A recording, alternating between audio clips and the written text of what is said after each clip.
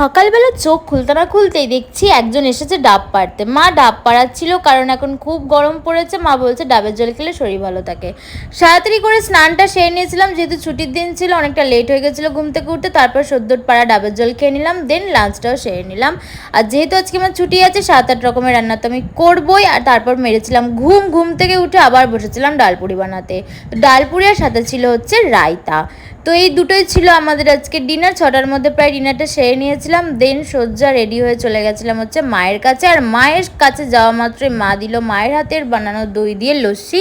আর মায়ের জন্যও নিয়ে গেছিলাম ডাব, তো সেটাকে ফাটাতেই দেখি দোমালাই হয়ে গেছে। তো সেটা দুজন মিলে বসে বসে খেলাম। আর তারপর গরমে কিছু ভালো লাগছিল না, চলে এলাম সোজা স্কোয়ারে এসে দুপাক মারলাম। আর তারপর যেহেতু কালকে অফিস আছে, বাড়ি যেতে হবে, তো সেজন্য ঝটপট করে চলে গেলাম বাড়ি।